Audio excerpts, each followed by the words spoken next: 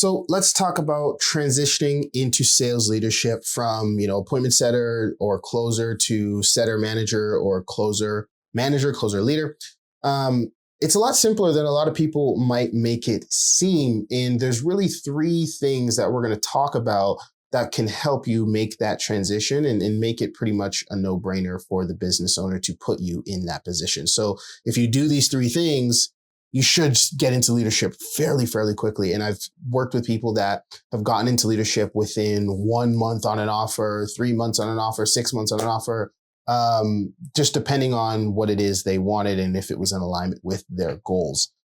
First, before jumping into that, I will say, you don't have to want to get into leadership. It's a totally different role. And I'm going to make another video all about that, because when people do have to understand that the skill sets, the things you need to do, your day-to-day, it's so different than just closing deals or setting deals. And it's not enough to just be good at sales. But again, I'm going to save that rant for a totally another video, because I'm going to go on a tangent if I jump into that now. Let's jump into what actually making the transition looks like in terms of how to get there, right?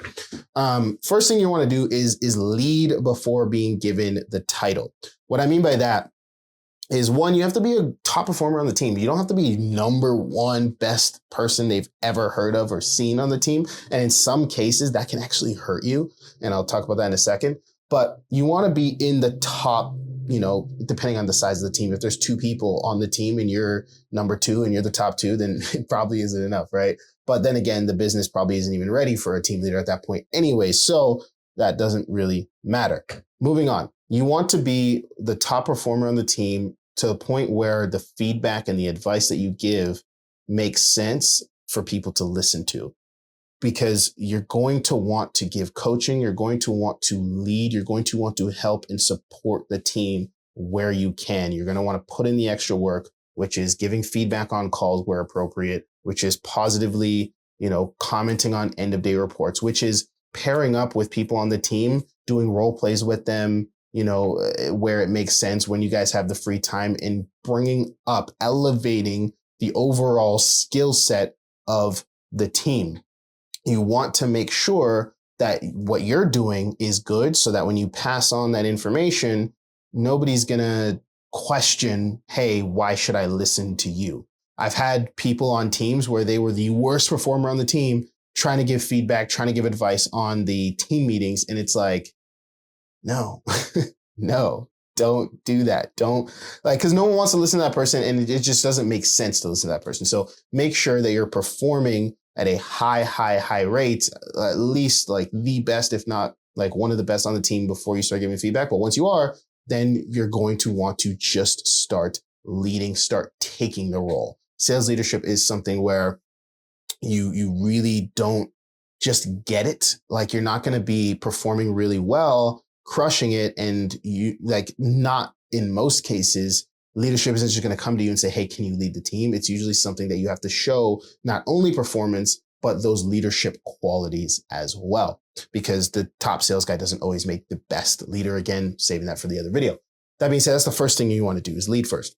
2 is this kind of a branch off of your leadership, but it should be almost a net negative for the business to not put you in that position. You kind of want to force them into a corner where they see that the elevation of the team has come from a lot of your help, a lot of your feedback, a lot of your leadership. Therefore, not putting you in that position is a negative ROI for the business, not allowing you to, because right at that moment, you'll be selling, you'll be making money for the business directly through your production. And although you are a high producer, if not the best producer on the team, the amount of time that you're spending leading and helping people is a very small portion of your time. And although you are a high producer, if you were to take that portion of time that you spent leading and made it your full-time thing, the overall ROI, the overall income revenue of the business would be higher than what you could do on your own producing. Now, there's some math and numbers you could crunch to really see what that is. And it's not going to be like this perfect number, but it should just be something that you could just see, you could just tell. If they say, hey, I mean, this guy, I saw that he helped this person increase by this percent. I saw he helped this person increase by this percent.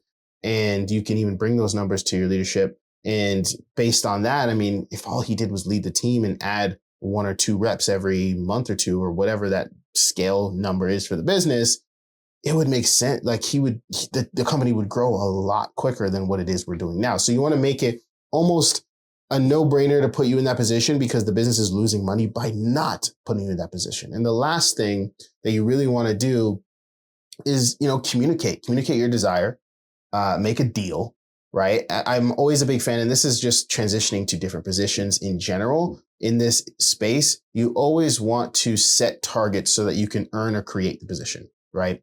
So for example, if you say, hey, I want to step into leadership, these are the reasons why, these are the things that, I've kind of been doing to show that I'm capable of it. I want to set a target that if I complete X, Y, and Z, like, can I step into leadership? What does that look like? What's the timeline there? Like, you want to have that conversation with leadership, make it known, make that deal. But it's going to be so much more powerful if you do this after you've done the first 2 things. If you've already been leading, they can kind of see that that's what you're doing. They can see that it's your desire. They can see that you're getting great results for it. They can see that the business as a whole is being benefited by your leadership. Then you go and have that conversation. They should have expected that this is something that you would eventually approach them with, if they haven't approached you already, just by seeing the results that you've been getting. Now, you really want to manage with the first 2 things. You want to manage the dichotomy of not overstepping boundaries. And that's why it's so important to be a top performer. I can't stress that enough.